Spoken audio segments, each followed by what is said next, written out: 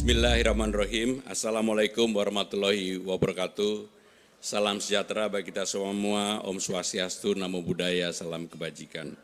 Yang sungguh saya hormati pimpinan KPK, Bapak Yohanes Tanak, yang sungguh saya hormati Gubernur Banten, Bapak Andra Soni, Gubernur Lampung, Bapak Rahmat Wirsani Jausal, Gubernur Kepulauan Bangka Belitung, Bapak Hidayat Arsani, Gubernur Sumatera Selatan, Bapak Herman Deru, seluruh Ketua DPRD dan Wakil Ketua DPRD yang hadir, mohon maaf tidak bisa kami sebutkan satu persatu, para wali kota, bupati yang hadir, Bapak Ibu, saudara-saudara sekalian, puji syukur kehadirat Allah Subhanahu wa Ta'ala, pada hari ini saya mendapatkan kesempatan untuk menjadi pembicara yang pertama di forum ini. Saya akan menggunakan ini karena mungkin di antara para gubernur, para bupati, para wali kota, Pak Yohanes Tanak, saya ini termasuk menjadi pejabat yang paling lama. Sudah lebih dari 25 tahun. Sudah nggak ingin jadi pejabat, masih jadi pejabat. Dan Jakarta lagi. Bapak Ibu saudara-saudara sekalian, saya ingin pertama mengenai kota global terlebih dahulu. Next. Jadi Jakarta sekarang ini dengan perubahan Undang-Undang Nomor 2 Tahun 2024 telah merubah dirinya yang dulu sepenuhnya menjadi ibu kota negara yang disebut dengan DKI Jakarta, sekarang akan menjadi kota global dan pusat perekonomian nasional. Tetapi sampai dengan hari ini Jakarta masih tetap menjadi ibu kota negara karena apa? Undang-undang tersebut mengamanahkan bahwa Presiden harus menandatangani Perpres. Ketika saya menjadi Menteri Sekretaris Kabinet, saya sudah mempersiapkan Perpresnya kepada Presiden Jokowi pada waktu itu. Tetapi beliau berkata bahwa lebih baik Presiden selanjutnya yang akan menandatangani Perpres itu. Maka inilah yang kita carry over kepada pemerintahan berikutnya. Dan sampai hari ini belum ditandatangani. Artinya apa? Artinya Jakarta sampai hari ini tetap sebagai ibu kota negara Republik Indonesia. Saudara-saudara sekalian, dalam kesempatan ini Jakarta sebagai kota global yang modern, tangguh, inklusif dan sebagainya, apa yang perlu dilakukan untuk itu? Salah satu kata kunci yang utama dan terutama adalah pemerintahan yang bersih. Dan pemerintahan bersih ini menjadi tantangan bagi siapa saja. Nanti saya akan mengelaborasi lebih lanjut dari itu. Menciptakan transparansi dan juga pembangunan yang berkelanjutan. Untuk tiga hal ini memang tidak mudah. Maka dalam kesempatan ini, isu-isu strategis apa yang menjadi persoalan di Jakarta sekarang ini untuk persiapan menjadi kota global. Jakarta sekarang ranking 74 dari 156 kota dunia. Nomor 1 New York, nomor 7 Singapura, nomor 45 Bangkok dan seterusnya. Salah satu problem utama dan terutama di Jakarta itu dari 9 poin ini adalah hal yang berkaitan dengan sumber daya manusia. Semua indikasi di Jakarta ini, mohon maaf, selalu kalau nggak ranking 1, ranking 2. Seluruhnya. Hanya satu yang selalu menjadi persoalan serius adalah Gini rasio. Disparitas orang kaya miskin dari waktu ke waktu mengalami pelebaran dan itu mengalami pelebaran lebih luas karena ketika COVID yang lalu. Sehingga inilah yang menjadi hal yang harus diselesaikan oleh siapapun yang memimpin Jakarta pada saat ini. Next. Maka untuk itu apa yang saya lakukan di awal-awal pemerintahan saya, yang pertama adalah membagikan yang disebut dengan KJP, Kartu Jakarta Pintar. Jumlahnya 707.622 siswa, setara dengan 1,6 triliun. Setiap bulan siswa di Jakarta dari SD, SMP, ada yang SMA juga, mendapatkan antara 300 sampai dengan 400 ribu rupiah. Kenapa ini menjadi prioritas di awal? Karena untuk memutus garis ketidakberuntungan tadi, Pak Tanak, maka harus ada keberpihakan bagi warga yang tidak mampu.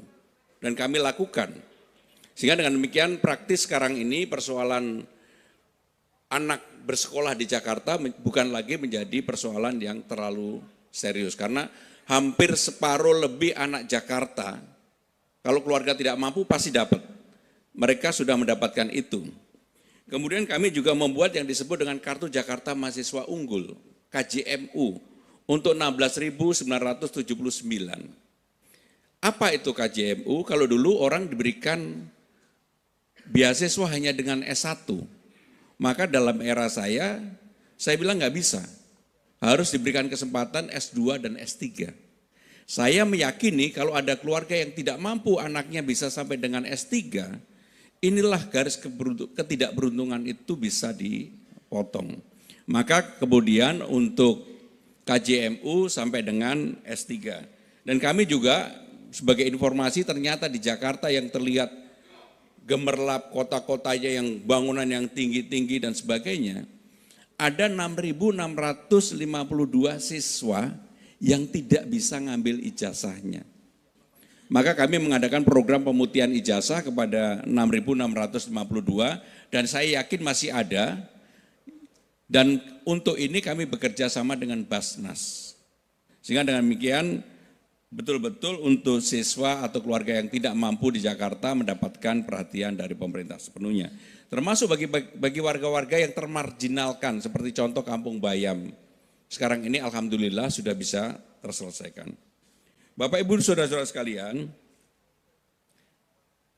apa yang kemudian menjadi isu di Jakarta saat ini adalah masalah unemployment. Sebenarnya orang pengangguran di Jakarta mengalami penurunan. Tetapi kemarin sebelum Lebaran, orang yang pulang Lebaran itu turun hampir 25%, Idul Fitri. Tetapi yang kembali naiknya tinggi sekali. Kenapa itu terjadi? Karena memang orang masih menganggap bahwa Jakarta itu adalah harapan orang untuk mengubah nasibnya. Dan untuk itu saya mengatakan kami tidak akan melakukan operasi justisia. Kami lebih mengadakan pendekatan orang yang datang yang dengan kapasitas, kemampuan dan sebagainya, kita berikan job training dan sebagainya. Sehingga dengan demikian program pemberian latihan kerja ada di setiap kecamatan dan di setiap tempat orang untuk, dan kami sengaja tidak umumkan, sebab kalau diumumkan kasus di Bekasi, orang sampai ribuan mengantri dan kami punya pengalaman untuk itu.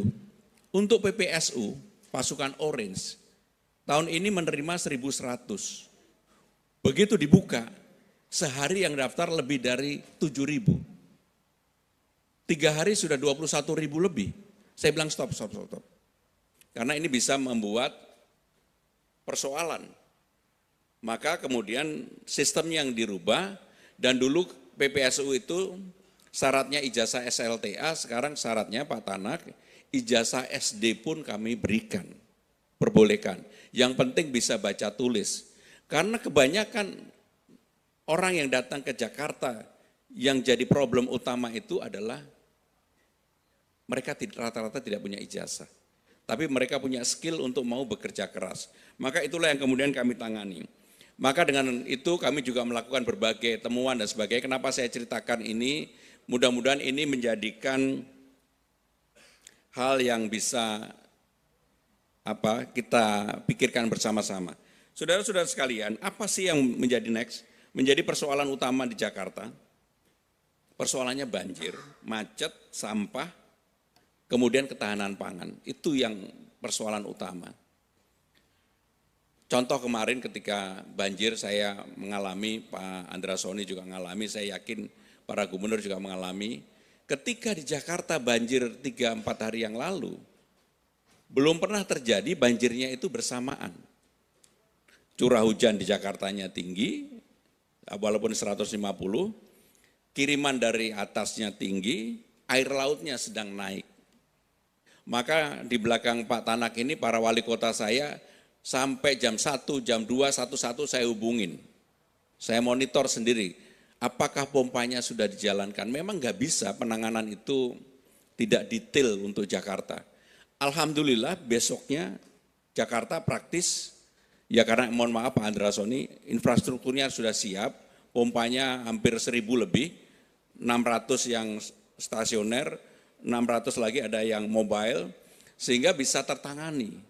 Saya membayangkan di daerah-daerah lain, dan saya sudah sampaikan juga ke Pak Andrasoni, ke Wali Kota Bekasi, kalau memang kemudian teman-teman di Banten maupun Tangerang membutuhkan, tentunya kami siap untuk membantu untuk itu. Jadi persoalan utama adalah hal-hal yang berkaitan dengan banjir, kemacetan. Tetapi yang saya senang kebetulan di sini ada Gubernur Sumatera Selatan.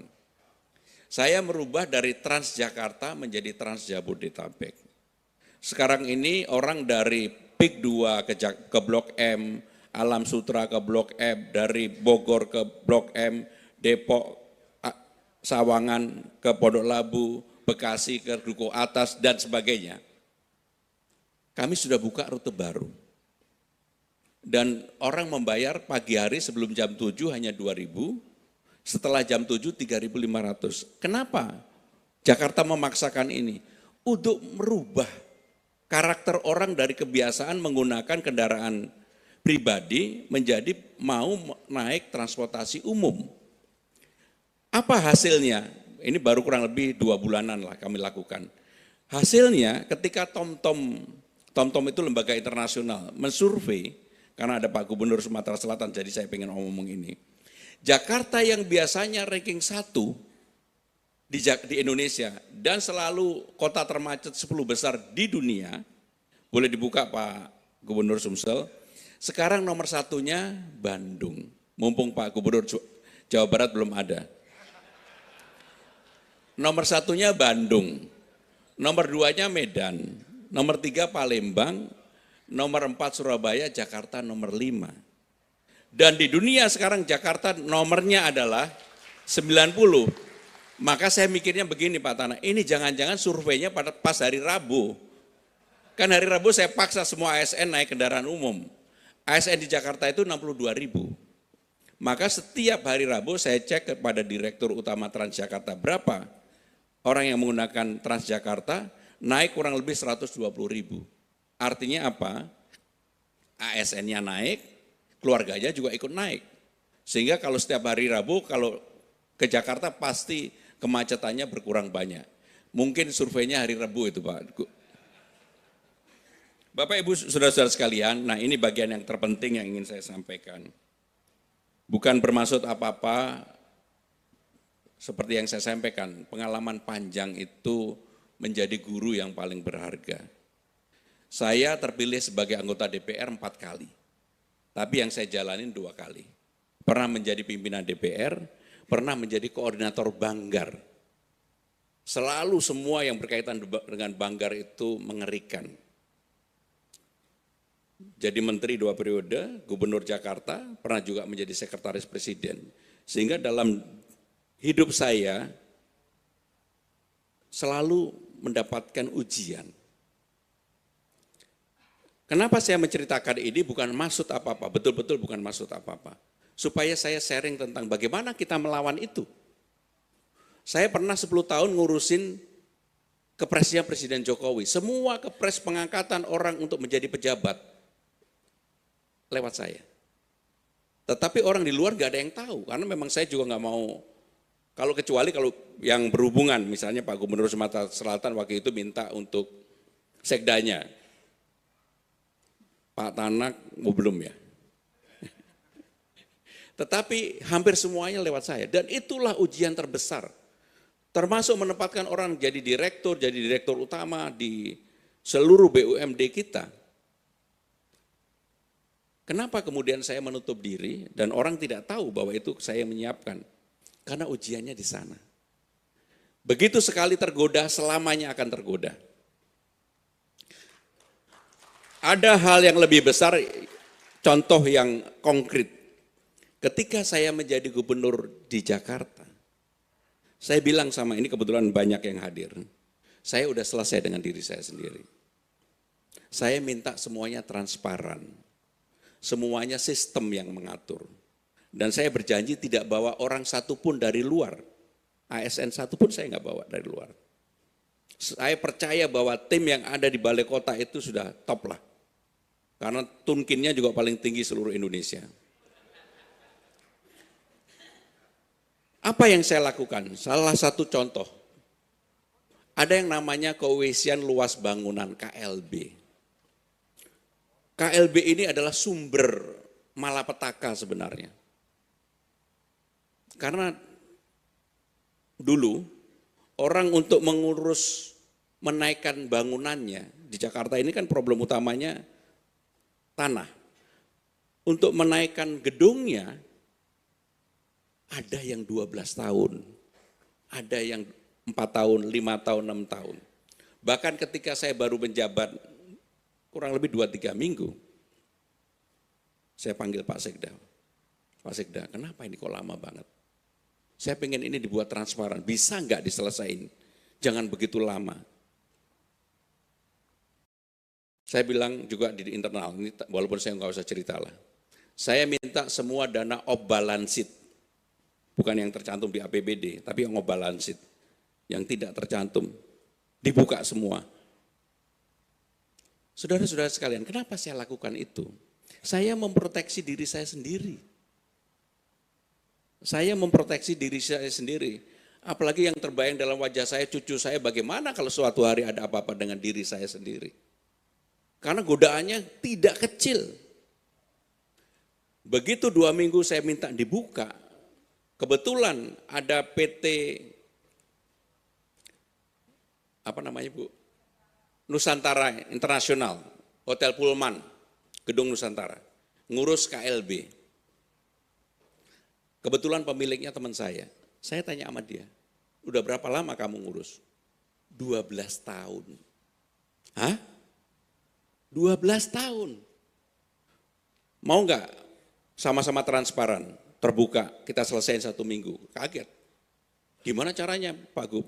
Udah saya jamin kamu selesai 1 minggu. Tapi kamu bayar sesuai dengan apa yang dihitung di appraisal bersama-sama. Akhirnya keluar angka berapa Bu? 480 miliar bayar. Dan sekarang dibayar. Padahal ini sudah 12 tahun. Sudah 12 tahun. Karena itu saya makin yakin.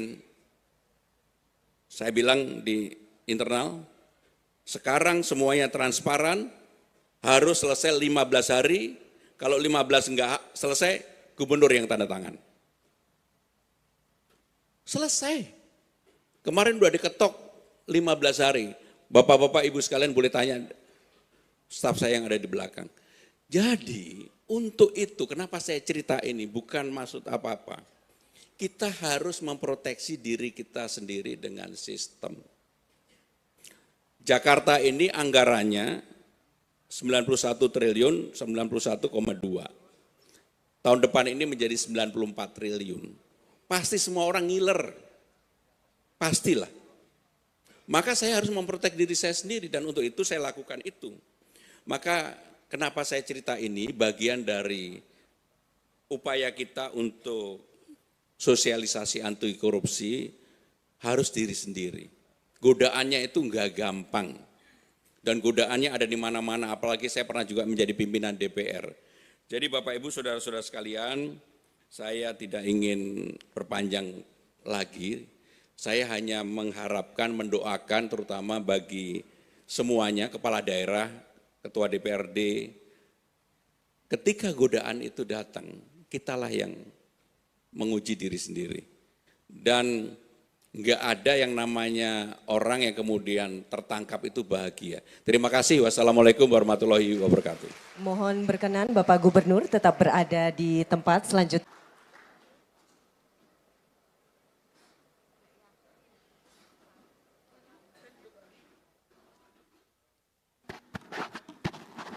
Assalamualaikum warahmatullahi wabarakatuh. Sampurasun, Pak Direktur yang saya hormati, Pak Gubernur Banten, Gubernur Lampung, Gubernur Sumatera Selatan, dan seluruh Bupati, Wali Kota, para Ketua DPRD. Saya tidak mungkin menyampaikan paparan yang seperti yang tadi sampaikan. Tetapi saya ingin ngomong yang hal-hal yang realistis. yang itu akan menjadi harmonisasi dalam efektivitas pemerintahan agar tetap capai tujuan. Pemberantasan korupsi itu kan intinya bahwa negara harus memiliki kecukupan fiskal agar tujuan-tujuan pembangunan tercapai. Satu, layanan pendidikan harus meningkat. Dua, layanan kesehatan harus meningkat. Tiga, layanan infrastruktur harus meningkat. Yang keempat, layanan publik lainnya harus meningkat termasuk layanan investasi. Saya selalu menyampaikan korupsi itu ada dua, saya bilang.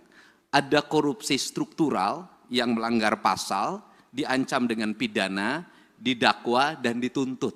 Karena itu merugikan negara. Tetapi juga ada korupsi kultural. Artinya sesuatu yang dianggap legal tetapi sesungguhnya merugikan negara. Mana itu letaknya? Letaknya adalah negeri ini masih kuat inefisiensi. Inefisiensi bukan hanya yang dicontohkan oleh Pak Presiden, kita melakukan pembenahan terhadap seluruh struktur anggaran. Tetapi realitasnya pertama adalah bahwa efektivitas pembangunan akan berjalan apabila ada kesetaraan. Di mana letak kesetaraannya? Pertama, kita realistis saja. Hubungan percepatan pengelolaan anggaran yang diajukan oleh pemerintah daerah kepada DPR. Di mana problemnya? Problemnya adalah bahwa di DPR sendiri itu ada problem anggaran. Jujur, kita nggak usah lagi ngomong bahwa ini kita sudah cukup, ini tidak cukup, tidak. Setiap orang pasti ingin ada peningkatan kesejahteraan. Ini contoh yang harus segera dikoreksi. Anggota DPRD mengikuti perjalanan dinas keluar kota, keluar provinsi, tujuannya selain kunjungan kan ada benefit yang bisa dibawa pulang. Kita kalau jujur begitu. Hari ini benefit itu tipis, tapi tipis pun harus dijalankan. Inefisiensinya di mana, Pak Direktur? Yang harus ini segera dikerjakan dengan pemerintah adalah satu anggota DPR berangkat yang mendampinginya 7 orang. Sudah habis 7 tiket pesawat, 7 tiket kereta api, 7 kamar hotel. Dapatnya 500.000. Take home pay-nya itu. Bagaimana ini? DPR itu beranggapan kok kita tidak setara dengan DPR RI misalnya. Provinsi Kabupaten. DPR RI itu jelas. Nah sehingga di DPR RI ketika menjadi anggota DPR nggak usah lagi berpikir fokir, saya ngalamin. Nggak usah lagi berpikir aspirasi, ngalamin. Karena dari aspek yang kita terima tiap bulan saja sudah cukup. Nah anggota DPRD provinsi dan kabupaten, biaya politiknya sama dengan DPR RI.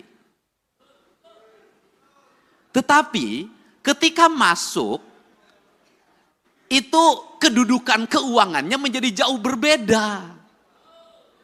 Karena jauh berbeda, nyarinya itu harus dari perjalanan dinas. Tapi inefisiensi sehingga anggaran DPRD provinsi itu gede banget, tapi masuk ke kantong DPRD-nya kecil banget. Itu kan cerita klasiknya begini. Untuk itu, forum ini saya minta ke Pak Direktur Pencegahan di KPK segera dirumuskan agar kedudukan keuangan ini menjadi setara. Untuk apa? Maka akan ada penurunan anggaran DPR. Sudah turun anggarannya, take home pay-nya menjadi besar. Sehingga uangnya ini akan bermanfaat untuk percepatan pembangunan. Dibanding seperti sekarang, jadi bolak-balik cerita bahwa tidak boleh meminta fokir dalam bentuk arah yang bersifat kepentingan individual. Iya, di forum KPK, di pembahasan tetap ada. Nah, kan dilemanya adalah, kita jujur aja dilema kepala daerah, diikutin nanti ikut celaka, nggak diikutin regulasi pemerintah macet. Kan ini harus diomongin terbuka, nggak boleh lagi kita pura-pura tidak butuh tapi butuh. Jangan pura-pura di depan orang lain baik banget, di belakang itu diajak ke belakang.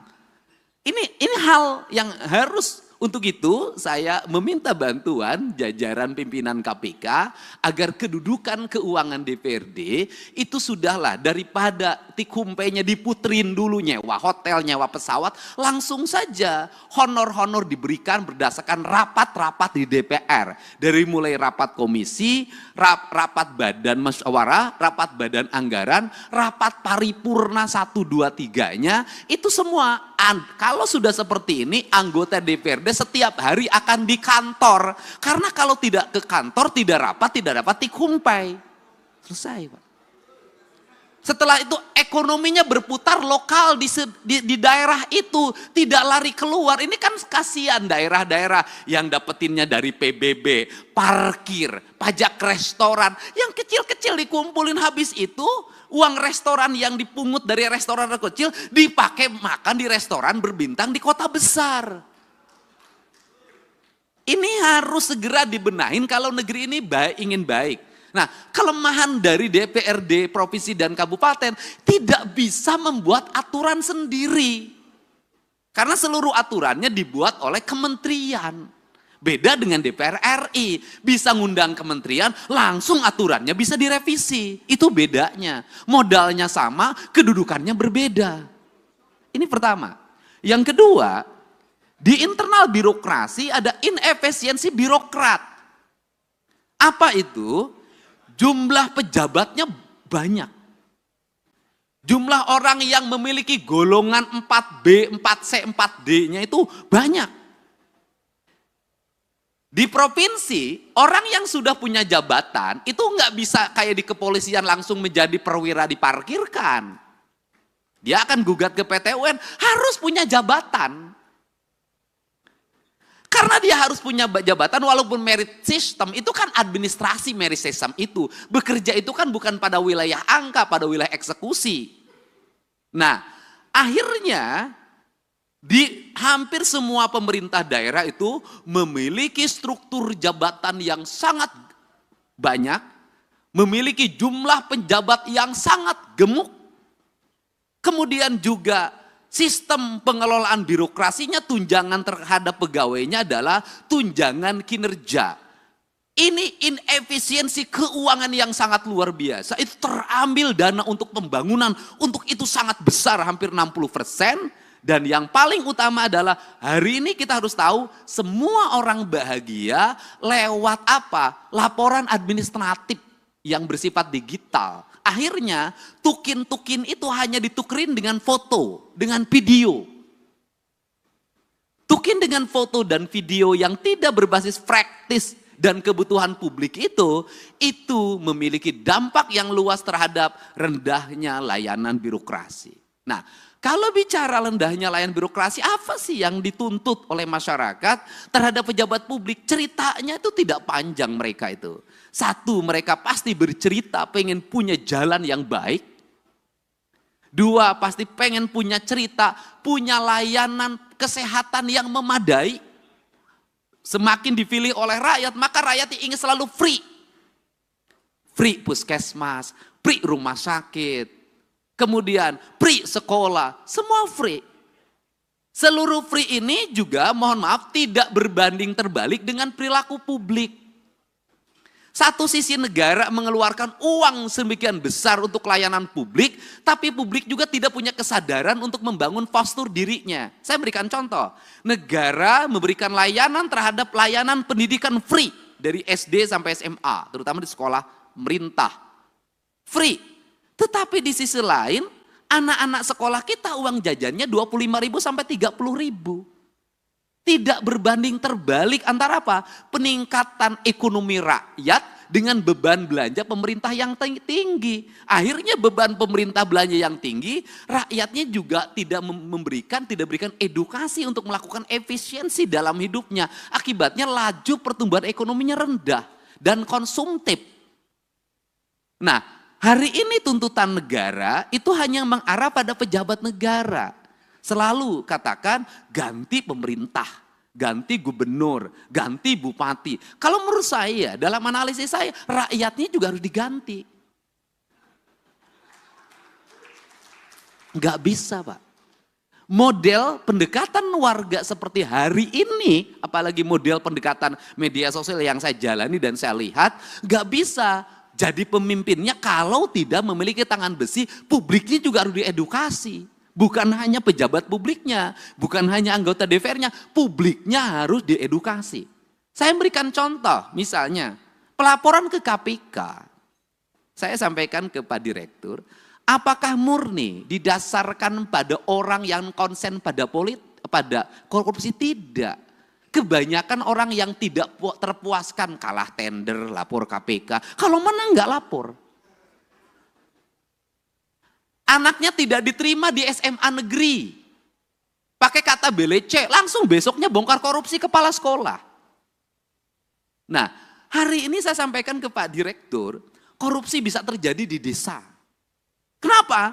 Setiap hari kepala desa didatangin orang yang mengaku ormas, orang yang mengaku LSM, orang yang mengaku wartawan. Itu sekali datang 10 orang, cepet itu dikasihnya. 1 juta tuh kepala desa sehari. Kemudian di kabupaten kalau bupati, wali kotanya nggak tahan, pasti banyak orang yang mengaku A, mengaku B, itu melakukan tekanan dan nyari salah. Kemudian setelah itu dia bergaining, dapat jatah di kerjasama A, kerjasama B, kerjasama C. Nah, ini yang jadi problem adalah Pak Direktur, gubernurnya punya daya tahan, misalnya para bupatinya punya daya tahan, tapi kepala SKPD-nya itu belum tentu punya daya tahan. Kenapa? Gubernur enak, SKPD-nya tinggi Pak, jauh jaraknya ke masyarakat. Kalau bupati wali kota itu dekat ke tetangganya, didatengin tiap hari pusing, akhirnya dilayanin. Jadi pemerintah ini yang terjadi di Indonesia hari ini adalah semakin dia strukturnya makin rendah, tingkat resikonya makin tinggi, sorotan publiknya makin tajam, biayanya makin rendah.